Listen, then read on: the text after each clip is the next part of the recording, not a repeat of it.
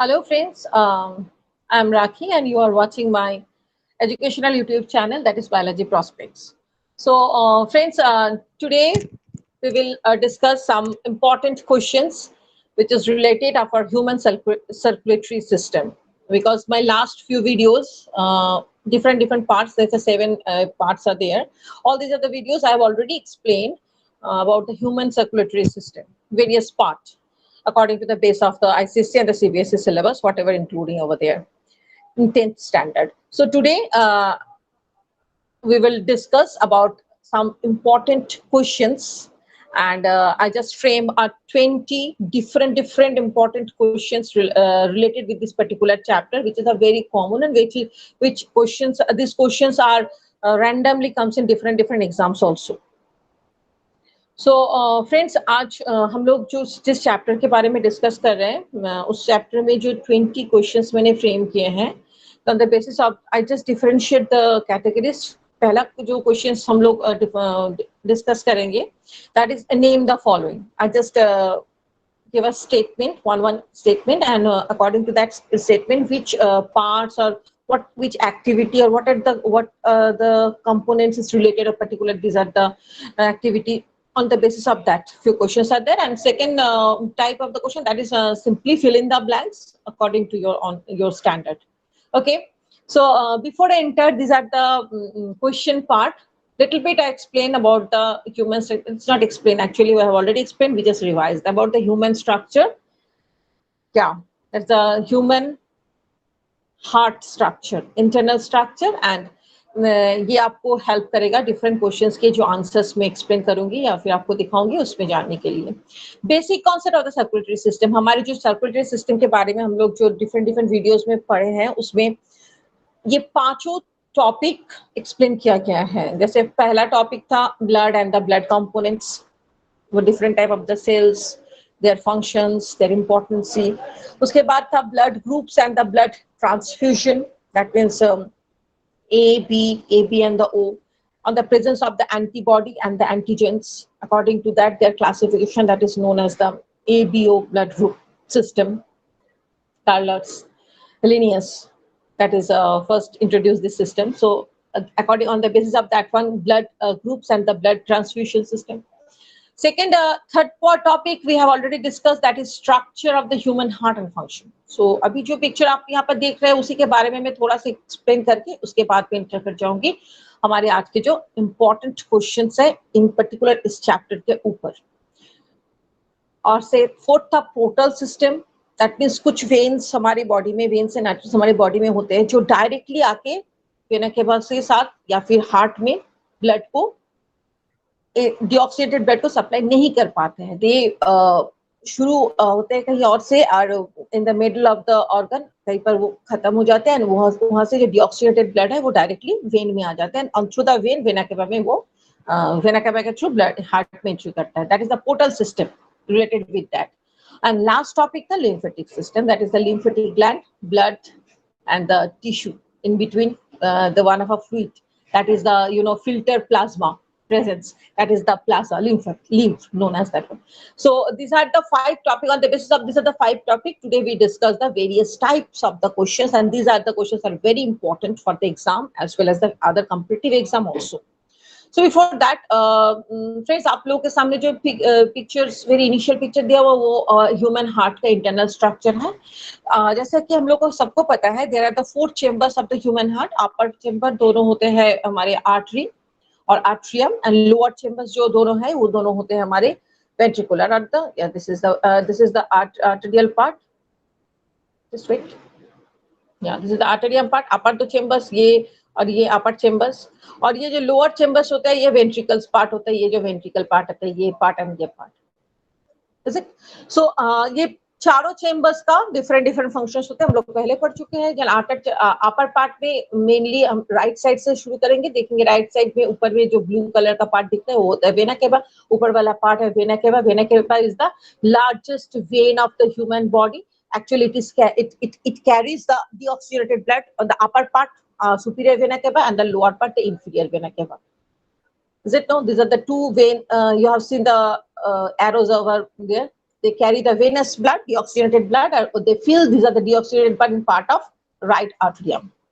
Right arterium में इस blood को लाके लोग फिल करते हैं, ठीक है, राइट आर्टेरियम पार्ट में. And when these are the two vein carry the deoxygenated blood in the right arterium. This time ये जो valve है, ये valve जिसे कहते हैं tricuspid valve, ये दोनों valve जो है क्लोज रहते हैं, बंद रहते हैं, ठीक है, नीचे से बंद रहते हैं, जस्ट लाइक अ डोर.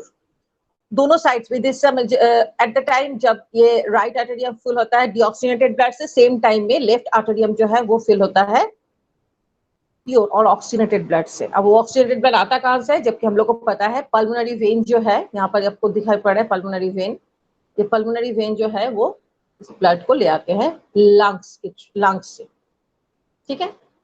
पल्मोनरी वेन इस प्योर ब्लड को लंग्स के, पल्मोनरी जो दोनों वेन यहाँ पर दिख रहे हैं उससे यहाँ पर जमा होते हैं. ओके, यहाँ से भी दोनों पल्मोनरी वेन दिख रहे हैं, that is this pulmonary vein also join with this part of the left arterium. तो सो दोनों पार्ट जो है एक साथ में ब्लड फिल होते हैं. दोनों पार्ट में इधर जो ट्राइकस्पिड वाल्व ये दरवाजा को क्लोज रखते हैं, इधर मिट्रल वाल्व यानी कि बाइकस्पिड वाल्व जो होता है वो इस दरवाजे को क्लोज रखते हैं, जब तक कि दोनों आर्टरी फुल नहीं हो जाते ब्लड से. That means this time these are the arteries are in systole, swallow, फुल जाते हैं जब वो एक्सपेंशन होते हैं. ओके, एंड देन आफ्टर जब दोनों कंप्लीटली फुल हो जाते हैं, one of pure and another of the impure blood, then after these arteries should this valve should open. ये दोनों valve जो है ये open हो जाते हैं.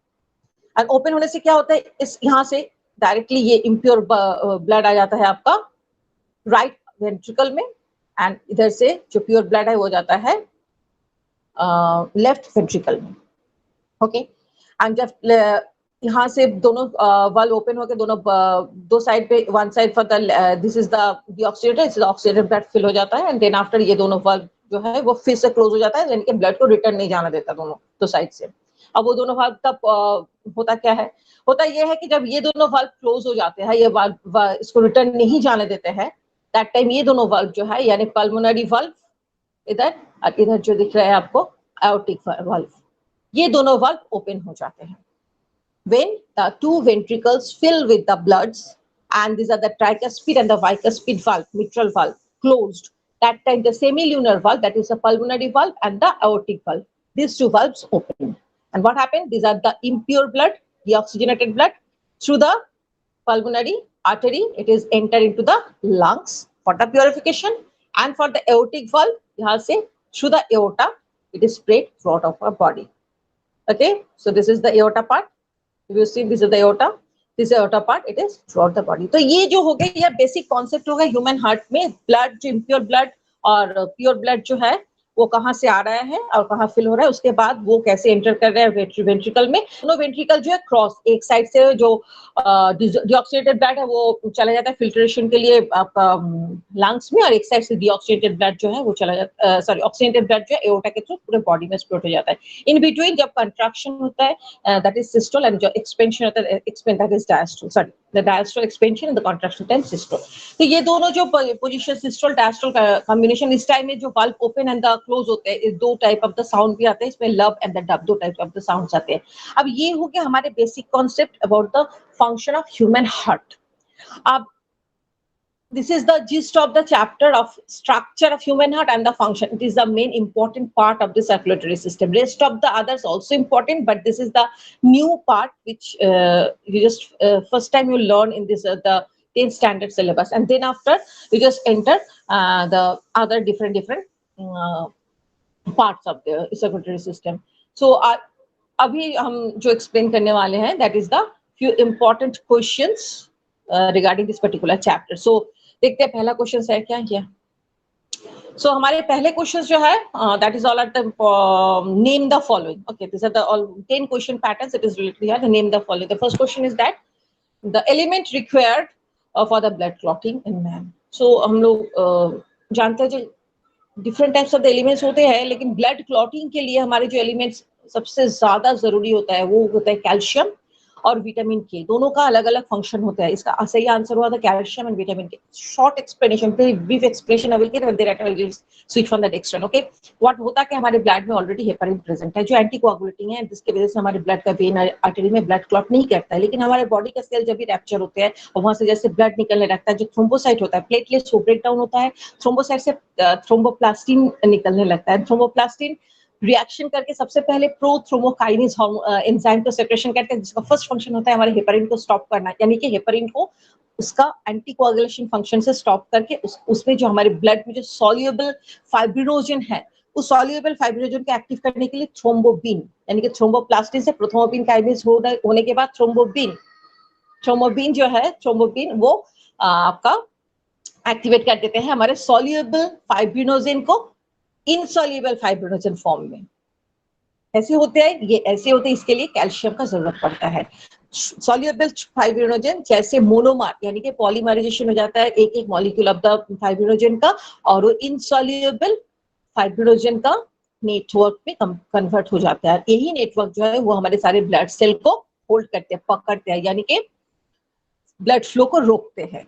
ठीक है, तो इस कंप्लीट फंक्शन को कन्वर्शन के लिए, यानी थ्रोम्बोप्लास्टिन से प्रोथ्रोम्बोकाइनेज, प्रोथ्रोम्बोकाइनेज से फिर हमारा प्रोथ्रोम्बोकाइनेज से फिर आपका थ्रोम्बोबिन, एंड थ्रोम्बोबिन से आपका insoluble fibrinogen in convert of the insoluble fibrinogen also called, that is the fibrinogen monomer fibrinogen में conversion। ये जो कंप्लीट प्रोसेस होता है ब्लड क्लॉटिंग प्रोसेस कहते हैं इसको।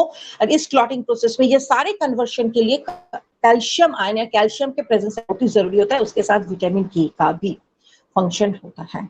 ओके, नाउ और एक एलिमेंट यहाँ जरूरत होता है, दैट इज पोटेशियम। बट मेरा क्वेश्चन में था एलिमेंट रिक्वायर, सो मैं दो एलिमेंट का नाम ही यहाँ पर रखूंगी। जो बेसिक एलिमेंट है वो कैल्शियम एंड विटामिन के। पोटेशियम का जरूरत होता है, लेकिन पोटेशियम एज अ मेरे फोर्थ क्वेश्चन में आप देख सकते हो, the mineral content essential for the blood clotting. दोनों क्वेश्चन हुबहू एक ही जैसा है, लेकिन थोड़ा सा डिफर है। पहले वाला एलिमेंट है, इसीलिए मैंने कैल्शियम और विटामिन के को रखा आंसर में, और फोर्थ वाला क्वेश्चन में मिनरल्स बोला गया, मिनरल्स कंटेंट द एसेंशियल, तो सिंपल मिनरल्स का नाम मैंने रखा। या potassium, calcium, obviously calcium because conversion के लिए, एंड पोटेशियम का काम होता है प्रोथ्रोम्बिन हार्मोन जो होता है, सॉरी प्रोथ्रोम्बिन प्रोटीन जो होता है उसको लीवर से ब्लड स्ट्रीम में कन्वर्ट ले आना। ठीक है, तो वो कन्वर्शन के लिए पोटेशियम आयन बहुत ही जरूरी होता है। So these are the two basic concept about this question. So please keep in your mind, these are the two questions are very confusing questions sometimes. So first, that is the element required for the blood clotting in human, calcium and vitamin K. Second, that is the mineral contained essential for the blood clotting. Question number 4. Question number 1 and question number 4 I just explained. Okay, that is calcium and potassium. Now the question number 2. What is question number 2? Let's see. The fluid that transport fatty acid and glycerol. Friends, आप लोगों को पता होगा fatty acid and glycerol are the main basic component of fat. Fat का molecule को अगर हम लोग हायर क्लासेस में जैसे आप पढ़ोगे फैट कंपोजिशन, तो वहां आपको मिलेगा फैट का कंपोजिशन में होता है फैटी एसिड एंड ग्लिसरॉल का एक बहुत बड़ा चेन बनता है, that is the fat. Fat is insoluble in water, we all know that one. So normally होता है कि हमारे ब्लड में वाटर लेवल बहुत ज्यादा होता है, तो ब्लड में फैट सॉल्युबल नहीं होता पाता है, या फिर होता भी है तो बहुत लो अमाउंट में होते हैं। मेनली हमारे बॉडी में जो फैट सॉल्युबल विटामिन होते हैं वो ज्यादातर एब्सॉर्ब होते हैं, सोकॉल मिक्सअप हो जाते हैं हमारे ब्लड के साथ, हमारे सेल में एब्सॉर्ब होते हैं थ्रू लिम्फ। आपका बेटर कंसेप्ट के लिए मैं कह दूं, हमारे बॉडी में जो फैट सॉल्युबल विटामिन है वो है ए, D, E, K. Okay, B, C, P, ये B vitamin C and vitamin P होता है water soluble vitamin, and vitamin A, vitamin D, vitamin E and vitamin K, ये 5-4 जो है ये विटामिन होते हैं फैट सॉल्युबल विटामिन, जो कि लिम्फ में होते हैं, हमारे एब्सॉर्ब होते हैं, सॉल्युबल होते हैं, whatever it is. The fluid that transport fatty acid and the glycerol, the answer होगा लिम्फ। क्लियर? अब आ जाइए थर्ड क्वेश्चन में, the valve present in between the chamber of the right side of human heart. दोस्तों बहुत important question है। हमारे जो heart chamber होता है, जैसे मैंने पहले अभी एक्सप्लेन करके क्वेश्चंस में आया, तो आप देखा हमारे हार्ट में टोटल 4 चेंबर्स होते हैं, और चारों चेंबर में 4 वाल्व होते हैं। 4 वाल्व जो राइट साइड में हमारे राइट ऑर्टर या राइट वेंट्रिकल को अलग करते हैं, वो होता है वो होता है आपका ट्राइकस्पिड वाल्व। दिख रहा है आपको ये ट्राइकस्पिड वाल्व। और हमारे लेफ्ट साइड और लेफ्ट आर्टरी को जो अलग कर आर्टरी और लेफ्ट वेंट्रिकल को अलग करते मतलब डोर के काम करते हैं वो होता है मिट्रल वाल्व और सो called that is bicuspid valve. ठीक है, तो हमारे क्वेश्चन जो था दोनों वाल्व इंपॉर्टेंट है, इसको इसकी इन दोनों वाल्व के अलावा और दो वाल्व रहते हैं, जब इन दो वाल्व बंद हो जाता है तो वो दो वाल्व ओपन हो जाता है, एक होता है पाल्मोनरी वाल्व, एक होता है एओर्टिक वाल्व। दोनों वाल्व को हम लोग बोलते हैं सेमी ल्यूनर वाल्व। क्लियर? अब ये दोनों वाल्व जैसे ओपन होते हैं या फिर बंद होते हैं तो what are their function I have already explained.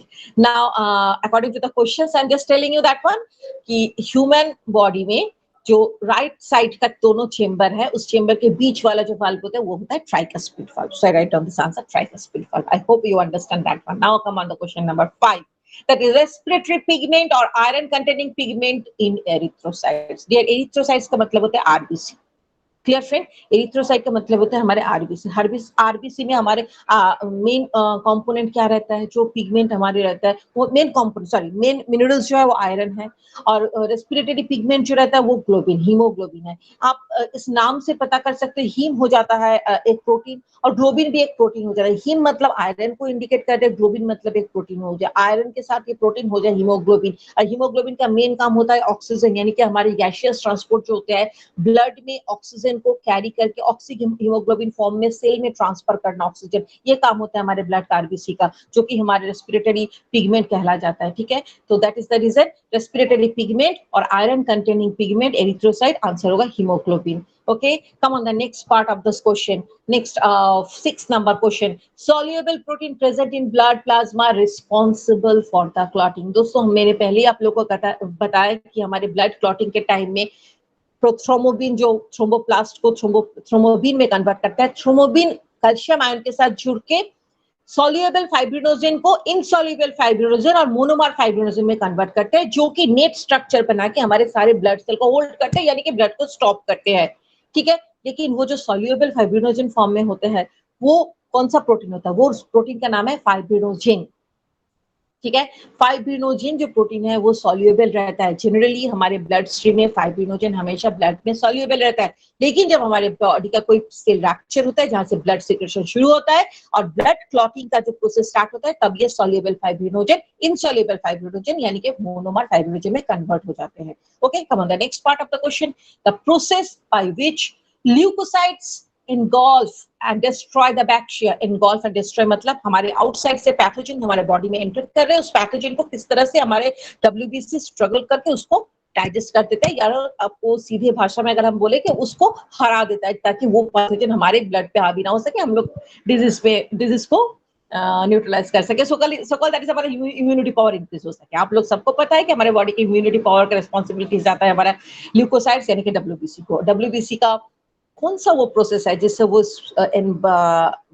Pathogens को यानी bacteria, virus, others particles, pollutants, whatever the pathogens which is not absorbed by our blood, which is not tolerant by our blood, that is phagocytosis process, amoeboid movement, phagocytosis process, यानी कि हमारे WBC जो है जैसे वो antigen या sorry जैसे वो पैथोजन हमारे बॉडी में आते हैं, वो एमीबॉइड मूवमेंट के थ्रू जो सेल्स होते हैं न्यूट्रोफिल, बेसोफिल, जैसे बेसोफिल नॉट सॉरी न्यूट्रोफिल जो सेल्स होते हैं वो हमारे बॉडी ल्यूकोसाइट्स न्यूट्रोफिल सेल्स वो एमीबॉइड मूवमेंट के जैसा वो अपने स्प्रेड करते हैं और उसको पैथोजन को एनगल्फ करके अपना सेल के अंदर में उसको डाइजेस्ट कर लेते हैं ताकि वो आगे स्प्रेड ना हो सके। So the answer is phagocytosis और amoeboid movement. Clear? Now the next question is that the vessel that supplies oxygenated blood to the liver. Yes friends, जब भी बात लीवर का आता है या इंटेस्टाइन का आता है तो सबसे पहले हमारे दिमाग में यही आना चाहिए कि यहाँ जो ब्लड ट्रांसपोर्ट सिस्टम है वो है पोर्टल सिस्टम, यानी कि यहाँ से जो वेन या फिर आर्टरी जो निकलता है वो डायरेक्टली हार्ट तक इम्प्योर डिऑक्सीनेटेड ब्लड को नहीं पहुंचा सकता है। वो वहां से इम्प्योर ब्लड्स को या फिर प्योर ब्लड्स को जो भी है मतलब सर्कुलेटरी प्रोसेस में सर्कुलेशन प्रोसेस में पोर्टल सिस्टम ऐसा सिस्टम है जिसमें हमारी बॉडी के अंदर के जो वेन्स होते हैं उसका काम कुछ एरिया या कुछ पार्ट तक ही सीमित रहता है, and then after they carry the deoxygenated blood and directly put in the stream of the vein again. Okay, so questions में है which vessel that supply oxygenated blood to the liver. अब oxygenated blood liver को supply दो phase में होता है, एक होता है हेपेटिक आर्टरी, जो hepatic artery direct supplies the blood to the liver.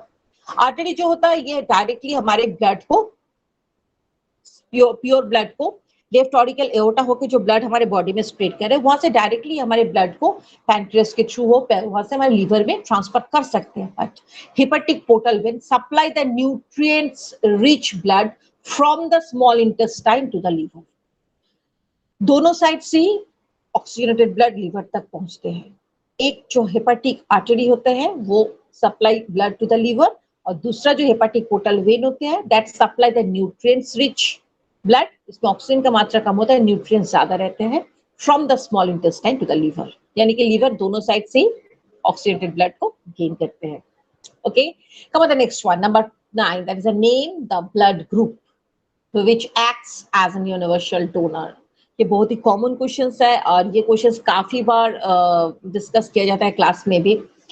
First of all friends, हम लोग जो ब्लड्स का क्लासिफिकेशन या ग्रुप्स बनाते हैं उसका मेन होता है presence of the antigen and antibody. जैसे ना आपको पहले भी पता होगा, मेरे एंटीजन एंटीबॉडी वीडियोस में मैंने ये बात बहुत अच्छी तरह एक्सप्लेन किया है, जिसमें मैंने बताया एंटीजन और एंटीबॉडी जो है दोनों प्रोटीन्स है। एंटीबॉडी जो है हमारे ब्लड प्लाज्मा में रहते हैं, एंटीजन जो हमारे surface area of the RBC में रहते हैं। अब जैसे ब्लड ग्रुप को हम लोग क्लासिफिकेशन करते हैं 4 कैटेगरी भी, A B A B and O. इस हिसाब से अगर हम देखें तो ओ, जो ओ ब्लड ग्रुप जो है उसमें दोनों एंटीबॉडी ही प्रेजेंट है, यानी कि ए और बी दोनों प्रेजेंट है, कोई एंटीजन उसमें नहीं है। Is it clear? इससे क्या होता है, जब भी हम ओ ब्लड ट्रांसफ्यूज करते हैं किसी भी ब्लड ग्रुप में, ए बी ओ बी ए, किसी भी ब्लड ग्रुप में, उसमें कोई भी उस एंटीबॉडी के अगेंस्ट में कोई भी एंटीजन वहां से क्रिएट होता नहीं है, यानी कि ब्लड कोआगुलेट नहीं करता है in that of sense. Clear? That means O consists the both antibody, that is A and B. That is the reason it is not coagulating the blood when we are transfusing the blood from the other blood group. Whereas it's just opposite in the AB. What happened in AB? AB contain the two different antigens together. That is A and B, but there is no antibodies there. That is the reason AB सिर्फ accept कर सकता है, AB सिर्फ blood donate कर सकते हैं अपने group AB को, लेकिन जब accept करेगा तब उस सबको accept कर सकता है, because उसमें दोनों एंटीजन प्रेजेंट है, तो कोई उसमें भी कोई कोआगुलेशन नहीं होगा। So that is the reason universal donor हम लोग बोलेंगे ब्लड ग्रुप O को, जिसमें दो एंटीजन और एंटीबॉडी पहले से प्रेजेंट है, कोई एंटीजन नहीं होता है, और यूनिवर्सल रिसिपेंट्स हम लोग बोलेंगे ब्लड ग्रुप AB को, जिसमें दोनों एंटीजन प्रेजेंट है A एंड B, बट कोई भी एंटीबॉडी नहीं होता। Clear? Now number 10, the disorder caused due to the incompatibility of the RH factor between the pregnant woman and their fetus। दोस्तों, RH होता क्या है? अगर मेरे पहले वीडियोस आप लोग देखे हो तो पता चलेगा कि एंटीजन और एंटीबॉडी को छोड़ के और एक तरह का प्रोटीन हमारे ब्लड प्लाज्मा में रहते हैं, जिसे फाइंड आउट करने के बाद हम लोग को पता चला कि ये 99.9% ह्यूमन जो है हमारे ब्लड ग्रुप जो है ब्लड, ये रिशस नाम का एक मंकी का ब्लड के सैंपल के साथ मैच करता है। जो एंटीजन हमारे जो एंटीबॉडी उनके ब्लड में पाया गया, वो एंटीबॉडी हमारे ब्लड में भी पाया जाता है। लेकिन अगर ये एंटीबॉडी प्रेजेंट है तो हमारे ब्लड ग्रुप पॉजिटिव, अगर ये एंटीबॉडी नहीं प्रेजेंट होता तो हमारे ब्लड ग्रुप नेगेटिव मानते हैं हम लोग। जैसे कि मानो O positive O negative, A B positive A B negative, A B A blood group तो ए बी है, लेकिन उसके साथ RH फैक्टर आपके ब्लड में है तो आपको गया RH positive, that means A B positive. अगर आपके ब्लड ए बी ग्रुप है लेकिन RH फैक्टर आपके ब्लड में नहीं है, जो कि बहुत ही रेयर होता है, तो वो क्या आप नेगेटिव, RH नेगेटिव ब्लड। अब मेरा क्वेश्चन मुझे पूछ रहा है कि अगर ये कैसा होगा, ये डिसऑर्डर कैसे होगा कि जो मदर जो है, प्रेग्नेंट मदर जो है, उसका वो RH नेगेटिव हो है और उनका फ्यूटस जो है वो RH पॉजिटिव है। In that of the cases कौन सा डिसेबिलिटीज और कौन सा प्रोबेबिलिटीज आ सकते हैं? दोस्तों, यहाँ दो प्रोबेबिलिटीज हो सकते हैं, और जिसपे जो सेकंड केसेस में होगा उस डिजीज के बारे में यहाँ पर एक्सप्लेन किया गया है। दो प्रोबेबिलिटीज भी पहले हो सकता है जहाँ RH पॉजिटिव ब्लड मदर से और RH नेगेटिव ब्लड मदर का RH पॉजिटिव ब्लड अगर फ्यूटस का है, तो पहला प्रोबेबिलिटीज में और या पहला पॉसिबिलिटीज है कि फ्यूटस सस्टेन करेगा, बिकॉज फ्यूटस का ब्लड में उतने this amount of the antigen antibody तब तक प्रोड्यूस नहीं हो पाता है। लेकिन अगर सेकेंड जनरेशन या फिर सेकेंड टाइम प्रेग्नेंट की बात आती है तो उसमें फ्यूटस जनरेट सस्टेन नहीं कर पाएगा, and that of the cases the disease form that is known as the erythroblastosis fetalis, erythroblastosis fetalis और हिमोलाइटिक जॉन्डिस। होता क्या है हिमोलाइटिक जॉन्डिस? जैसे RH पॉजिटिव ब्लड मदर का है और RH negative RH negative mother का है एंड RH पॉजिटिव फ्यूटस का है, तो फ्यूटस का मदर का ब्लड फ्यूटस के बॉडी पे जैसे आते हैं तो स्लोली स्लोली फ्यूटस का बॉडी में भी वो उनके अगेंस्ट पे एंटीजन ग्रो करना शुरू हो जाता है, एंटीबॉडी ग्रो होने शुरू हो जाता है, ताकि वो फर्स्ट टाइम बेबी तो सस्टेन कर जाता है, लेकिन सेकेंड टाइम उस फ्यूटस का बॉडी में जो सेकेंड टाइम जो मदर्स का बॉडी में एंटीबॉडी का रेंज बहुत ही ज्यादा होता है, जो कि फ्यूटस का ब्लड को क्लॉट कर देते हैं और उसको सस्टेन करने नहीं देते हैं, and that is the reason second time कोई भी इश्यू सस्टेन नहीं होता है और बच्चे का जो डेथ हो जाता है, फ्यूटस का जो फ्यूटस स्पॉइल हो जाता है, उस पर जो डिजीज आता है that is known as erythroblastosis fetalis और hemolytic jaundice. Clear?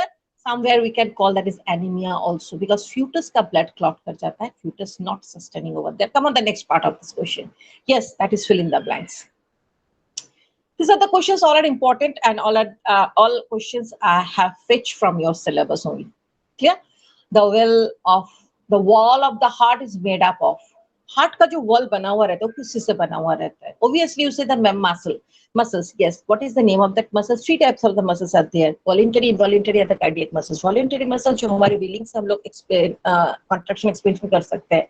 Involuntary muscles जो हमारे willing से हम लोग अपनी इच्छा से हम लोग movement नहीं कर सकते. Cardiac muscles are special type of the muscles जो हमारे born होने के बाद से अपने स्वतंत्र in so called that is the अपने तरीके से मतलब कॉन्स्टेंटली वो मूव होते रहता है, यानी कॉन्ट्रैक्शन एक्सपेंशन हो सकते हैं उसका.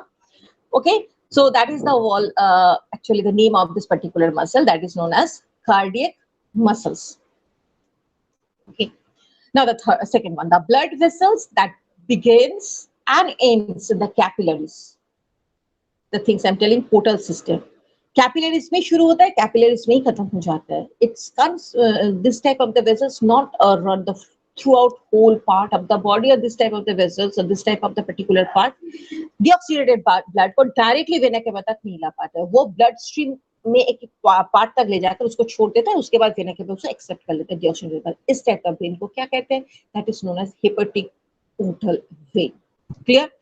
So the blood vessels that begins and ends with the capillaries. Capillaries में ही शुरू होता है. Capillaries means network of the venule, arterioles, veins, artery, all other things. Network, that is known as the veins. Okay. So capillaries में शुरू होता है. The hepatic portal vein. The answer is that. Number 3, the pulse rate per minute of a normal human adult is. Pulse rate means a complete one cardiac cycle. I already explained. Joint that is the systolic and auricular systole and the diastole, ventricular systole and the diastole, and the joint diastole. I told that one. All these are the time whole cardiac cycle. That is the one pulse rate, and that is the pulse rate taking 72 times. Is it 1 minute? The 72 times. So the particular the pulse rate per minute 72 times. Clear? Now. The muscular wall is present. ऐसे तो normally हमारे body में absent, sorry, it's not present. Muscular wall is absent. हमारे body के पूरे body जो है skeleton structure muscle से ही बना होता है. That is the reason we can move our bodies or move our organs, contraction, expansion, ये सारे work उसी से होते हैं. लेकिन ऐसे भी एक part हमारे body में है जहाँ पर muscular wall नहीं होते हैं. What is the name of that part? The part is capillary. Clear? The blood vessels conjugated together made a net-like structure that is known as capillary. The muscular wall is absent. Okay, so number 5, that is heart of the heart, is known as heart ke bhi heart. That is the that is the proverb or abbreviations I'm just telling. Heart of the heart is known as AC node. Dear friends, AC node means sino-auricular node. हम पहले भी discuss कर चुके हैं. हमारे heart का जो wall है डिफरेंट मस्कुलर्स कार्डियक मसल से बना होता है. Arterial, ventricle, auricle parts, ventricle parts, different muscles रहते हैं. ठीक है, His of bundles, Purkinje fibres, SA node, AV node, different nodes होते हैं. और इन नोड्स के कंट्रक्शन एक्सपेंशन के लिए ही हमारे ब्लड जो चेम्बर है, हार्ट के जो चेम्बर है, इस चेम्बर का ओपनिंग एंड क्लोजिंग ये या फिर ब्लड सिस्टोल डायस्टोल ये सारे पॉसिबल होते हैं। नाउ हमारे क्वेश्चन में जो ऐसे नोड है वो होता है साइनो ऑरिकुलर नोड, जो हमारे राइट ऑरिकल के अपर पार्ट में होते हैं, जस्ट वेना कैवा के नीचे। क्लियर? वेना कैवा जो दो वेना पे आप posterior vena cava anterior vena cava, जैसे राइट ऑरिकल में डीऑक्सीडेटेड ब्लड को एंट्री करा रहे, जस्ट उसी पॉइंट पे ये साइन ऑरिकुलर नोड रहते हैं। इसको हम लोग अपन कॉमन लैंग्वेज में पेस मेकर भी बोलते हैं। यानी कि साइन ऑरिकुलर नोड फंक्शन अगर बंद कर देते हैं बाईपास सर्जरी में, हम लोग अगर उसको रिप्लेस करते हैं तो हम लोग कहाँ रिप्लेस करते हैं? इसी को रिप्लेस करते हैं, वहां पर हम लोग पेस मेकर को पुट करते हैं। Okay, so that is the heart of the heart, that is known as sino auricular node. Come on the next point. Yes, that is the next point, that is cardiac cycle. Normally, subjects about, already I have discussed that one. When I'm telling you how many times the pulse rate, 72 times one cardiac cycle, and one cardiac cycle consists the 3 different cycles. I told that is systole diastole of the auricle, systole diastole of the ventricles, and the joint diastole, joint systole. That one, this is the all total. How many seconds? 0.8 seconds. दोस्तों आप मेरा previous video देखेंगे तो मैंने वहाँ cardiac cycle को बहुत ही elaborately explain किया है, और सारे साइकिल्स का टाइमिंग भी एक्सप्लेन किए हैं, जो आपको सारे मल्टीपल चॉइस यानी कि सर्कुलेटरी सिस्टम के डिफरेंट क्वेश्चंस को अटेम्प्ट करने में हेल्प करेगा। I hope you watch that one. So this is the question, that is 0.8 second all total together, one pulse rate और one cardiac cycle complete होने में लगते हैं। Okay, now next one, that is the blood pressure instrument record. हमारे जो blood pressure record होते हैं वो रिकॉर्ड होते हैं किससे? स्फेगोमैनोमीटर से। Yes, that is sphygmomanometers. But वो प्रेशर जो रिकॉर्ड करते हैं, जो ब्लड प्रेशर, वो रिकॉर्ड करते क्या है? वो रिकॉर्ड करते हैं हमारे ऑरिकल एंड सिस्टोल का systole and the diastolic pressure. यानी कि हमारे ऑरिकल में जो ब्लड एंटर हो रहा है वो स्वॉलो अप हो रहा है, एंड देन आफ्टर वो कॉन्ट्रैक्ट हो जाए। Systole and the diastole process जो होते हैं उसके जो प्रेशर होते हैं, जिस प्रेशर के लिए ये लब and the dub sound create होता है, बिकॉज ऑफ ऑरिकल का प्रेशर इंक्रीज होता है, यानी चेम्बर फुल हो जाता है दोनों साइड में, तो प्रेशर से बाइकस्पिड और ट्राइकस्पिड खुल जाते हैं। जब भी ब्लड ऊपर से नीचे आता है वो डायस्टोल का I am sorry that is a contraction position पे आ जाता है, यानी कि बंद हो जाता है फिर दोनों वाल्व, फिर सेमिल्यूनर ओपन हो जाता है। तो ये जो प्रोसेस है वाल्व ओपनिंग एंड क्लोजिंग, इसके लिए lub and the dub two type of the sound produce होते हैं। ठीक है, और ये होते क्यों है? Because of the systolic and the diastolic pressure. ये सिस्टोलिक एंड डायस्टोलिक प्रेशर जो है इसको मेजर करते हैं एक्चुअली हमारे blood pressure instrument sphygmomanometer. Okay, next question, the largest RBC have been seen in, ये तो हमारे लिविंग वर्ल्ड को या no so called that is हमारे एनिमल वर्ल्ड को, not living world, I am just living world consist animal and plant both, sorry. So animal world को अगर हम डिफरेंशिएट करते हैं तो कई क्लासिफिकेशन आते हैं, आप लोग क्लास 9 में भी पढ़ चुके हो, या डिफरेंट क्लासेस में पढ़ोगे भी। नॉर्मली जो एम्फीबियंस होते हैं इनके ब्लड्स का आरबीसी का स्ट्रक्चर बहुत बड़ा होते हैं। Clear? Amphibians means they can survive both level, lands and water. Next question, the heart chamber having the thickest muscular wall, जो हार्ट का मैंने डायग्राम आप लोग को दिखाया था उसमें मैंने दिखाया था upper part auricle and the lower part ventricle. आप ह्यूमन का अपर पार्ट थोड़ा सा ब्रॉड होता है, लोअर पार्ट थोड़ा सा कॉन्ट्रैक्ट आई मीन नैरो होता है, लेकिन हमारे नैरो होने के बाद भी दोनों वेंट्रिकल जो उसके बीच में जो वॉल है वो काफी हद तक थिक होते हैं, मोटा होते हैं। ओके, सो इन दोनों वेंट्रिकल में कौन सा होता है? The heart chamber having the thickest muscular wall, that is the left ventricle. Clear? Left ventricle थोड़ा सा ज्यादा मोटा, बिकॉज वो ब्लड को फेच करके यानी कि पल्मोनरी से ब्लड को एक्सेप्ट करने के बाद ऑक्सीजनेटेड ब्लड को एओर्टा के थ्रू, एओर्टा वाल्व से उसको पूरे बॉडी पे स्प्रेड करते हैं हमारे। Clear? The next number 10th question, that is while recording the pressure, while recording the pulse rate, where exactly does a doctor press on your wrist? हमारे इस wrist में जस्ट ऐसे प्रेस करके doctor जब wrist को check करते हैं, actually वो किस चीज को प्रेस कर रहे हैं? Very common example, very important question, that is जब भी हमारे डॉक्टर रिस्ट को चेक करते हैं वो हमारे आर्टरी के प्रेशर को चेक करते हैं। आर्टरी के अंदर में वाल्व नहीं रहता है, that is the blood flow so fast when में वल्व होता है, वन डायरेक्शन ब्लड आता है, तो वेन का लुमेन भी काफी वाइडर होता है, उसमें प्रेशर नहीं मेजर होता है, लेकिन हमारे जो आर्टरी है, उन आर्टरी के थ्रू ब्लड हमारे बॉडी में प्योर ब्लड स्प्रेड होता है, and that is the reason हमारे आर्टरी के अंदर में जो प्रेशर होता है ब्लड फ्लो होने का, उस प्रेशर को डॉक्टर एक्चुअली चेक करते हैं और रिकॉर्ड करते हैं। ठीक है, so that's all about today's session, और सो कॉल दैट इज आज के लिए इतना ही काफी। नेक्स्ट वीडियो में मैं आप लोगों को एक्सप्लेन करूंगी कुछ डायग्रामेटिक एक्सप्लेनेशन, जैसे कि नॉर्मली हमारे बायोलॉजी में डायग्रामेटिक एक्सप्लेनेशन आते ही हैं, और डायग्राम ऐसे भी हमारे कंसेप्ट में रहे, हमारे ध्यान में रहेगा, तो हम कोई भी क्वेश्चन को सॉल्व करने में इजी रहेगा। नेक्स्ट एपिसोड में we will discuss about the diagrammatic explanation. So if you understood my all the explanation and everything, please don't forget to like, share our videos, and subscribe our channel Biology Prospect for the further updation also. Thank you. Have a nice day.